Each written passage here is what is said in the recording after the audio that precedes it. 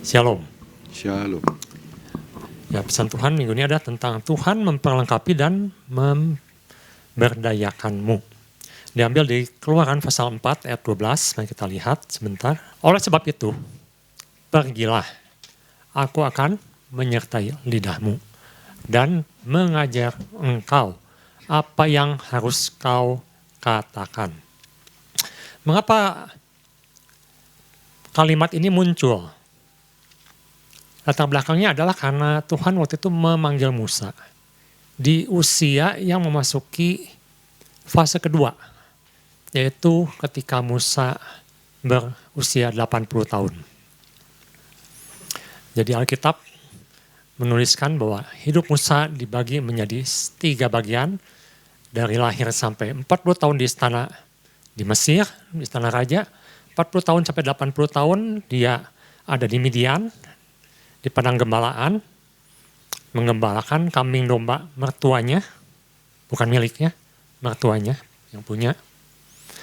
Dan ketika usia 80 tahun dipanggillah Musa. Untuk apa? Untuk membebaskan umat Israel di Mesir dan menggembalakan, memimpin umat Israel ke tanah Kanaan. Dan ini menarik.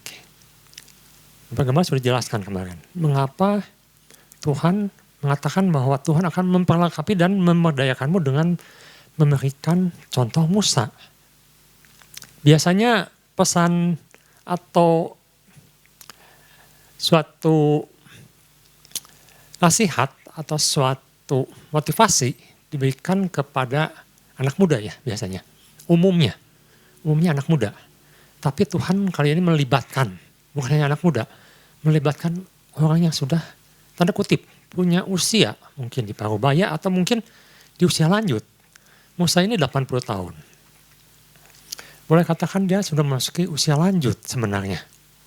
Disuruh memimpin umat yang begitu besar, yang diperkirakan bisa 2 juta, 3 juta orang, dalam usia yang relatif sudah tua.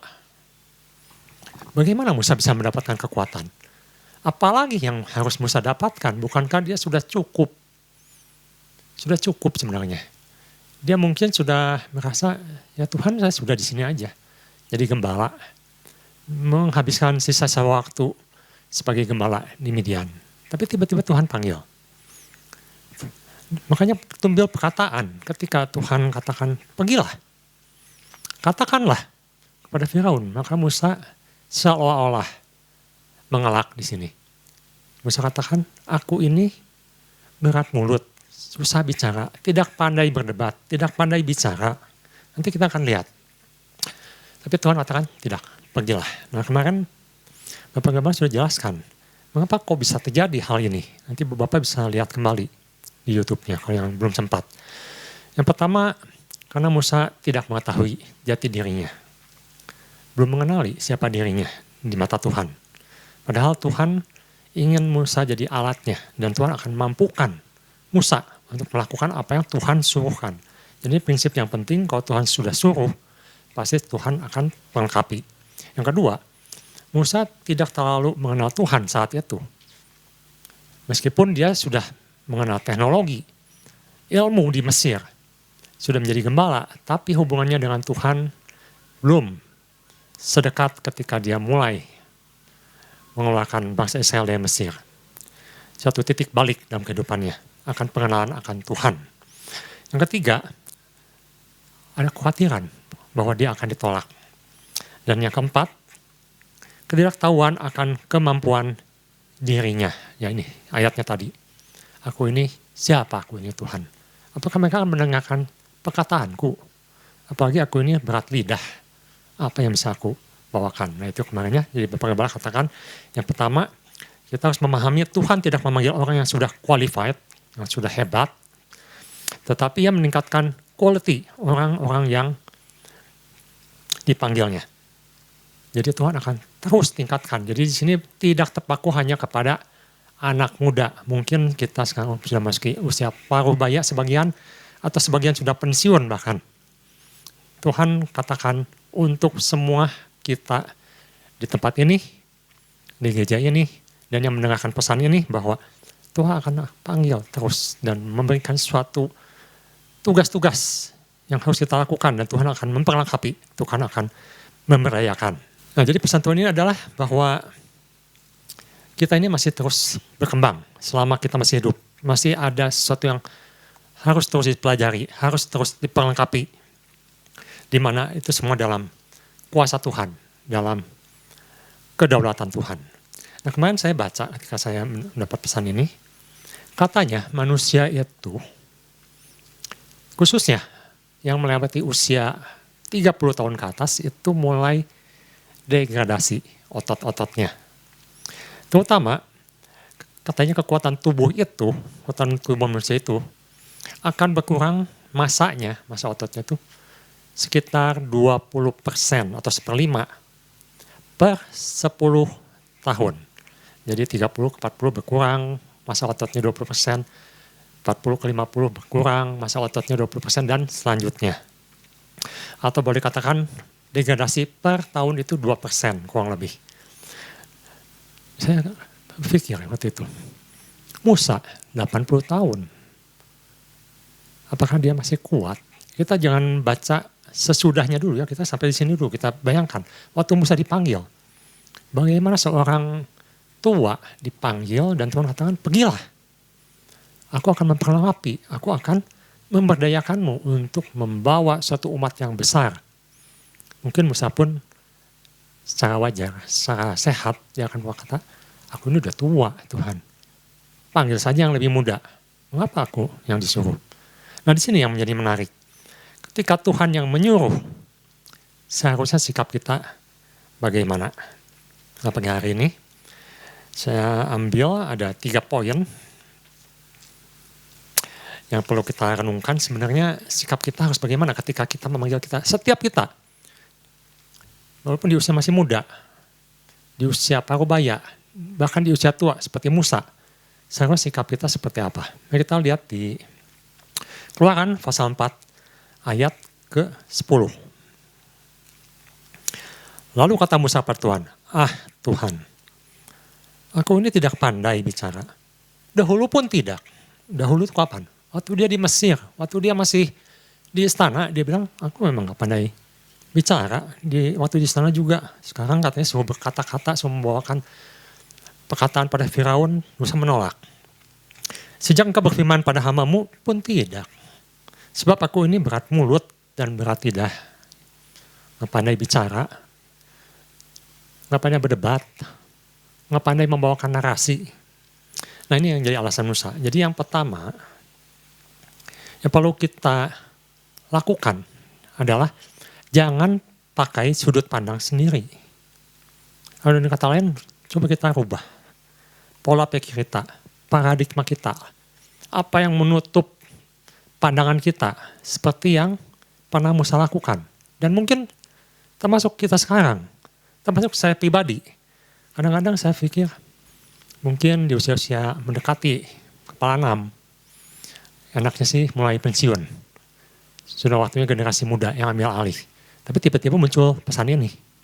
Tuhan, pergilah, lakukanlah. Masih ada tugas, masih ada yang mau ditambah-tambahkan. Ini sesuatu yang cukup menantang kembali. Mendekati usia-usia seperti itu. Mengapa kita tidak boleh merespon seperti waktu itu Musa merespon kepada Tuhan? Yang bagian pertama, karena ini bukan status, tapi panggilan. Musa, statusnya waktu itu adalah anak raja, pangeran, anak seorang putri di Mesir. Meskipun itu adalah anugerah Tuhan, dia diambil oleh putri Firaun, diangkat dari air, diangkat jadi anak, dia mendapatkan status sebagai pangeran. Tapi ini bukan soal status. Dan dia waktu itu statusnya ketika dipanggil sebagai gembala yang mengembalakan kambing domba mertuanya. Suatu keadaan yang boleh katakan dalam keadaan terpuruk mungkin dalam statusnya saat itu. Tapi ini bukan soal status, Tuhan panggil bukan soal status. Tapi inilah soal panggilan. Ketika Tuhan memanggil, Tuhan menjadikan Musa sebagai pemimpin. Dan ini bukan soal prestasi. Kalau dia lihat prestasi, apa prestasi Musa? Kalau kita runut, prestasi Musa, mungkin kurang banyak ditulis di Alkitab. Dia prestasinya malah sempat dicatat, dia membela bangsanya dengan cara membunuh orang Mesir sendiri. Tapi kan itu cacat sebetulnya. Itu catatan cacat dalam prestasi Musa. Kalau kita kasih resumi, orang baca, oh ini cacat, pernah membunuh. Oh ini mantan kriminal berarti. Jadi ini bukan soal status. Apapun yang pernah kita lakukan, mungkin dulu kita gagal. Atau sekarang pun masih keadaan kurang baik. Musa waktu dipanggil keadaannya kurang baik. Tuhan katakan ini bukan soal status, ini soal panggilan. Tuhan suruh. Tuhan ada tugas untuk kita. Jadi ini bukan soal status. Yang kedua, bagian kedua, bahwa kita tidak bisa mengangkat diri. Tapi yang benar adalah diangkat Tuhan. Musa, waktu dia muda, di bawah sekitar 40 tahun, dia punya kekuatan dan power yang luar biasa. Dia bisa melakukan apa yang dia inginkan. Karena dia seorang pangeran, dia punya kuasa, dia punya power. Tapi bedanya waktu itu adalah power manusia. Power karena kedudukan, power karena pekerjaan, power karena status dia sebagai pangeran. Tapi apa yang bisa dibanggakan? Mari kita lihat di Keluaran pasal 2 ayat 14.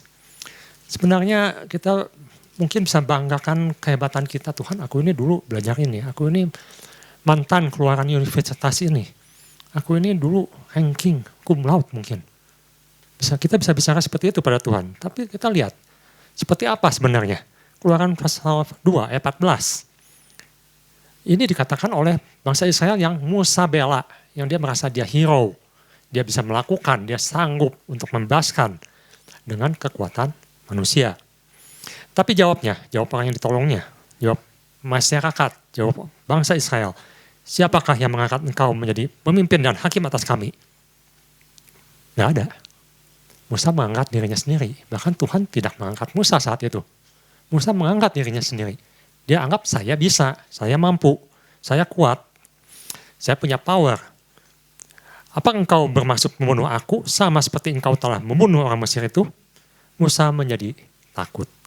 Sebab pikirnya tentulah perkara ini telah ketahuan. Kadang-kadang apa yang kita pikir kita hebat, kita sanggup, kita mampu, kita pakai jalan sendiri, hasilnya jelek. Tuhan gak suruh. Tuhan belum waktunya menyuruh.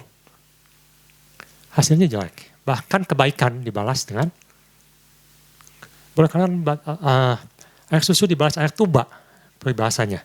Gagal total. Bahkan menjadi pelarian. Tapi ketika Musa dipanggil, Musa diangkat Tuhan itu beda. Beda sekali. Kita dari Keluaran pasal 11 ayat 13. Kita agak banyak sedikit melihat karena ini ada satu kenyataan yang mungkin kita alami dalam kehidupan kita. Bahwa seseorang ketika Tuhan panggil, Tuhan berikan sesuatu yang berbeda. Bukan mengangkat diri, tapi Tuhan yang angkat. Keluaran 11 pasal 3 ya.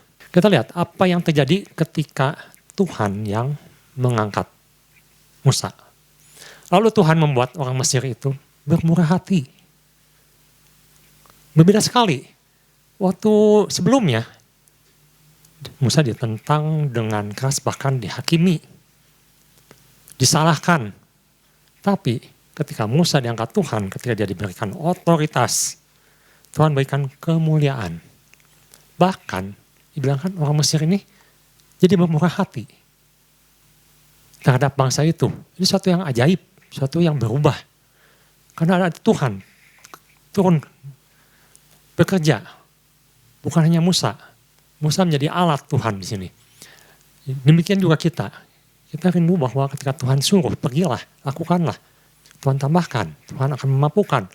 Ada kuasa, ada otoritas. Dan kita sudah mendapat pesan beberapa waktu lalu, ketika kita menjadi duta-duta kerajaan Allah, maka Tuhan akan mensuplai kebutuhan-kebutuhan yang kita perlukan. Lagi pula Musa adalah seorang yang sangat terpandang. Bukankah tadi waktu dipanggil Musa katakan, siapa aku Tuhan? Aku ini cuma gembala. Gembala mertua lagi, punya mertua punya. Bukan punya aku. Tapi dia jadi orang yang terpandang. dihormati di tanah Mesir.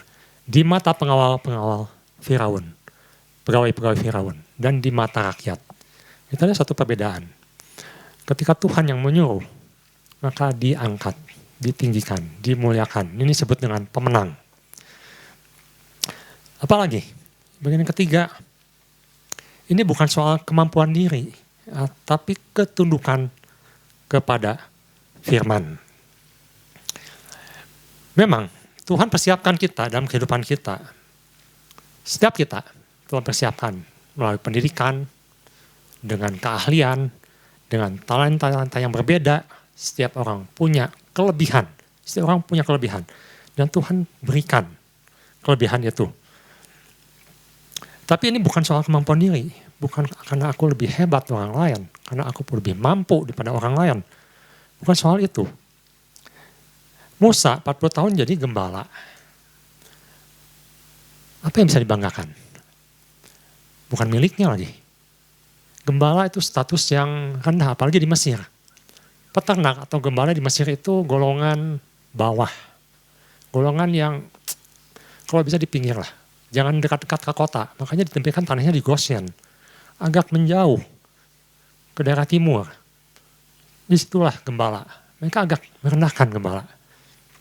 Satu status yang rendah. Bahkan ketika zaman Yesus, gembala itu banyak yang disewa. Maksudnya mereka tidak punya domba sendiri. Mereka mengembalakan domba-domba orang lain. Jadi boleh katakan ini suatu status yang sebenarnya tidak terpandang, gembala itu. Tapi Musa itu waktu di Mesir, ketika dia masih di bawah 40 tahun, dia itu adalah calon panglima. Atau sudah mungkin jadi panglima di sana. Kan dia punya kekuatan, dia punya power, dia punya ilmu perang yang hebat. Tapi apakah Tuhan pakai yang Musa ini? Ya bisa. Tuhan tanamkan suatu strategi apa yang Musa bisa pakai. Tetapi Tuhan tidak memanggil saat kita hebat. Saat kita menyombongkan diri. Saat kita berkata, aku bisa ini, bisa itu, bisa ini, bisa itu. Untuk Tuhan itu belum qualified. Untuk tugas yang Tuhan akan berikan. Oleh karena itu, ini bukan soal kemampuan. Jadi tidak usah minder, kita nggak usah takut. Status kita semua sama. Maksud saya keadaan kita semua sama. Bahwa saat ini Tuhan akan pakai kita, Tuhan akan berikan pada tugas kita bukan karena latar belakang pendidikan, bukan karena latar belakang harta, kekayaan, tapi mengenai apakah kita mau tunduk kepada firman yang Tuhan sampaikan. Bagian yang lainnya adalah ini masalah bukan ikatan masa lalu, tapi maju menuju masa depan. Mari kita lihat di Keluaran pasal 5 ayat 21. Lalu mereka berkata pada keduanya, kiranya Tuhan memperhatikan perbuatanmu dan menghukum kau karena engkau telah membusukkan nama kami kepada Firaun dan hamba-hambanya. Dan dengan demikian kamu telah memberikan pisau pada mereka untuk membunuh kami. Ini gak mudah loh. Jika saya renungkan, ketika Tuhan percayakan dan kita mau melakukan, kita mau tunduk pada firman, ini bukan masalahnya selesai. Musa dan Harun ketika ke Mesir, mereka bilang pada Firaun, lepaskan bangsa ini. Apa yang Firaun lakukan? Bukan tambah gampang, tambah susah. Pekerjaan diperberat, ditekan, makin sulit. Ini suatu keadaan yang mungkin untuk kita, untuk kami, bisa mundur. Loh, Tuhan kan suruh, Tuhan sudah percayakan, Tuhan katakan berikan otoritas. Tapi kenyataan bicara lain. Kok makin susah, kok makin sulit, kok ditentang. Bayangkan orang yang mau membantu, mau membebaskan, supaya mereka tidak jadi budak lagi, jadi orang merdeka. Malah gak mau. Mereka bilang, kami lebih suka dengan keadaan yang sudah ada dengan sekarang. Kami bisa makan enak, cukup, walaupun jadi budak, gak mau. Ini satu tantangan yang besar menurut saya. Ketika Tuhan percayakan sesuatu, tapi gak mudah. Kita mungkin anggap, oh kalau Tuhan berikan otoritas, kalau Tuhan berikan kekuatan, kalau Tuhan buka jalan, semuanya lancar, semuanya mudah. Ternyata tidak begitu. Bahkan sekali Musa menghadapi hal seperti ini. Tapi Tuhan ingin kita tetap terus maju. Kita lihat di 1 Timotius pasal 4 ayat 12, di mana Timotius menghadapi hal yang sama. Timotius masih muda saat itu. Dan dia pertentangkan dengan satu jemaat di Efesus. Kalau ibu bapak baca Efesus itu luar biasa. Itu latar belakangnya itu mistik. Latar belakangnya itu penyembahan berhala. Dan mereka tuh ahli-ahli sihir yang bukunya saja dibakar katanya bisa nilainya miliatan. Kalau dalam sekarang. Ini suatu jemaat yang waduh kalau kita masuk ke sana tuh kita berhadapan dengan pertentangan yang sangat sulit. Dan Paulus utus Timotius ke sana, seorang muda, untuk menghadapi jemaat dengan latar belakang seperti itu. Tapi Paulus katakan pada Timotius, jangan seorang pun menganggap engkau rendah. Karena engkau muda. Jadilah teladan. Apa yang harus dilakukan? Berikan teladan. Tunjukkan bahwa kita adalah orang benar. Bagi orang-orang percaya, dalam perkataan, dalam tingkah laku, dalam kasih, dalam kesetiaan, dan dalam kesucian. Itu yang dituntut oleh Paulus pada Timotius, bukan kamu harus pakai teknik ini, kamu harus pakai teknik itu. Oh begini, hadapi jemaat yang susah kayak gitu harus gini. Pakai kekerasan. Pakai apa? Enggak, Paulus katakan, tunjukkan bahwa kamu ini setia. Tunjukkan bahwa kamu ini perkataannya baik. Perkataan firman Tuhan. Tunjukkan dalam menjadi saksi, tingkah laku, dan berkasih. Dan selanjutnya, itu yang Paulus minta kepada Timotius. Bukan soal ilmu. Ilmu manajemennya harus hebat, harus begini begitu. Itu betul, tapi yang harus ditekankan di sini adalah sebenarnya ada buah-buah atau buah roh yang ditunjukkan bahwa kita adalah anak-anak yang diutus Tuhan. Dan kita tunjukkan bahwa kita diberikan otoritas oleh Tuhan. Itu yang bagian pertama. Jadi jangan pakai sudut pandang sendiri, tapi kita mulai berubah. Bahwa ini adalah tentang pekerjaan Tuhan. Ini adalah tentang kita adalah utusan Tuhan. Yang kedua, jangan alihkan otoritas yang Tuhan berikan.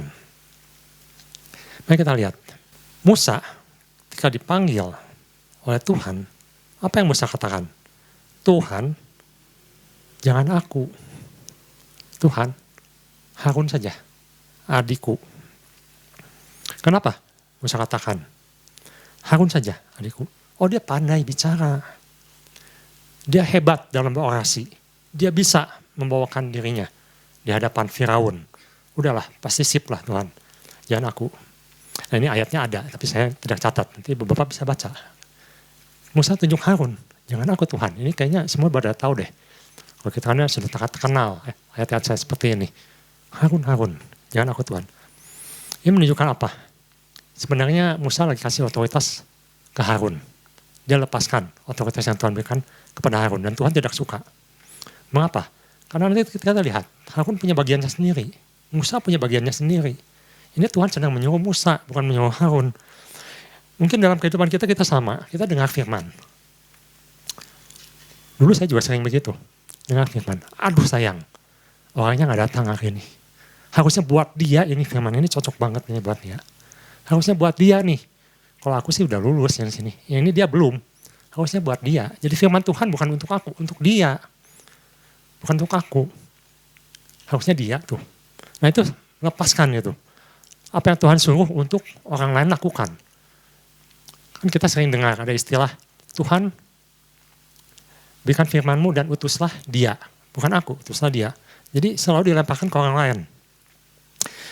Mari kita lihat buktinya. Kita sedikit agak banyak ya, supaya kita bisa apakah benar seperti itu. Kita lihat Keluaran pasal 7 ayat 19 sampai 20. Tuhan berfirman kepada Musa. Bukan Harun ya. Tuhan berfirman kepada Musa. Firman disampaikan kepada Musa, kepada kita, bukan kepada orang lain. Kepada kita pribadi. Katakanlah kepada Harun. Jadi Tuhan berfirmannya kepada Musa. Ambillah tongkatmu, ulurkanlah tanganmu ke atas segala air orang Mesir dan selanjutnya. Ini adalah tentang mujizat yang pertama.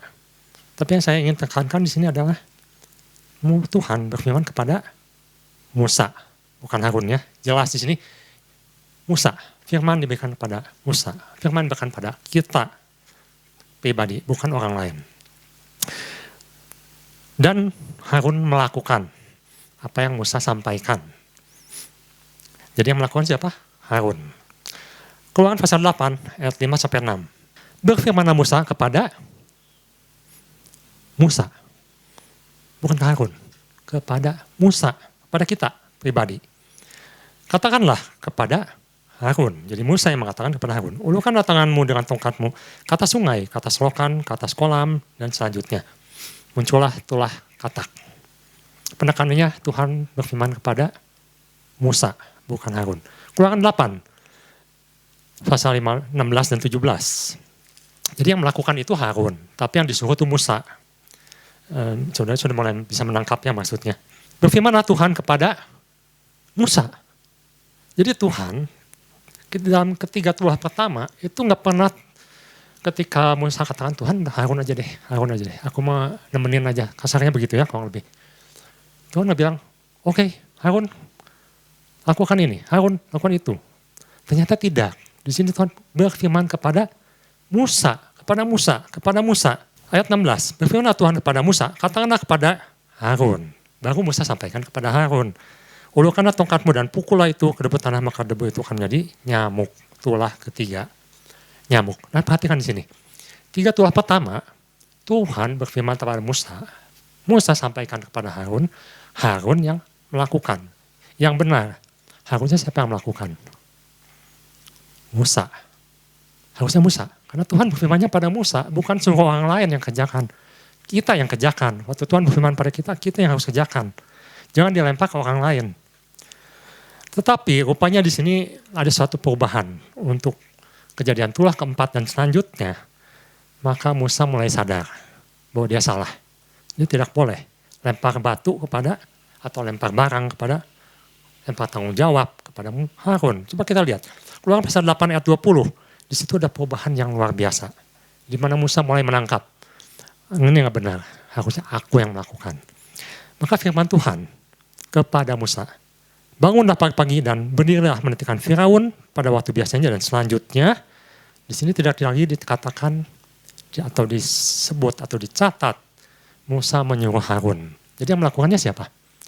Musa. Dan ibu bapak bisa baca selanjutnya, bisa dibuktikan semenjak tulah keempat sampai tulah 10, Harun tidak lagi melakukan, bukan pelakunya, tapi adalah Musa. Makanya Tuhan katakan Musa diangkat tinggi di Mesir, bukan Harun, Musa. Musa yang lakukan. Dari sini kita bisa belajar, jangan lempar batu, lempar barang, lempar tanggung jawab, lempar otoritas. Suatu Tuhan berikan itu pada kita. Kita firman itu sampai, kita harus lakukan. Jangan, oh ya Tuhan, nanti aku suruh dia. Oh ya Tuhan, dia aja. Dia yang cocok. Ini harusnya buat dia, bukan buat aku. Firman ini cocoknya buat dia.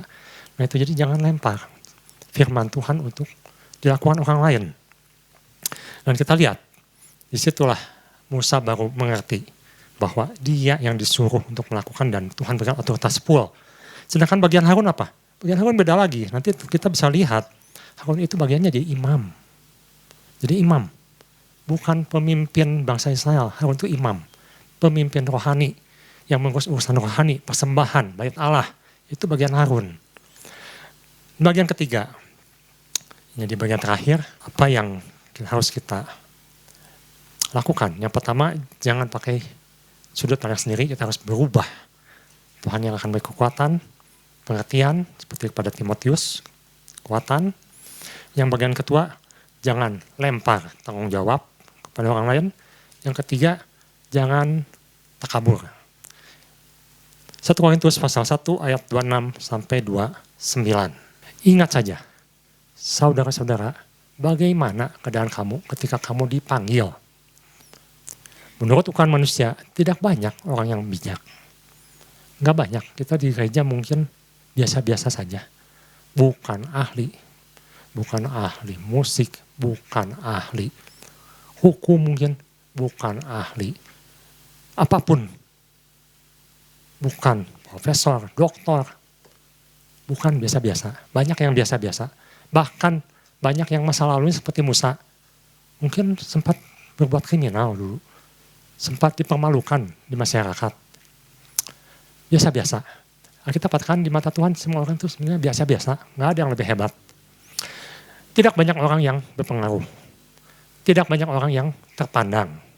Selanjutnya, tetapi apa yang bodoh bagi dunia, yang dihina oleh dunia, yang dipermalukan oleh dunia, dipilih Allah untuk memalukan orang-orang yang berhikmat, orang yang hebat, orang yang pintar, orang yang punya status di akademis misalnya, orang yang punya pengaruh, punya kekuatan secara politik misalnya. Dan apa yang lemah bagi dunia, dipilih Allah untuk memalukan apa yang kuat. Nah, biarlah ini jadi kekuatan bagi kita, bahwa Tuhan yang memberikan kekuatan, bukan karena kita. Tuhan yang berkekuatan, Tuhan yang buka jalan, Tuhan yang akan memampukan, Tuhan yang akan melengkapi. Dan kayaknya firman Tuhan boleh menguatkan kita di usia manapun, meskipun sekarang mungkin sudah masuk masa pensiun, bahkan mungkin ada yang sudah pensiun di pekerjaannya, Tuhan masih ada pekerjaan untuk kita masing-masing. Dan kita harus terus memperlengkapi untuk memperluas kerajaan Allah dan pekerjaan yang Tuhan percayakan pada kita. Tuhan Yesus memberkati.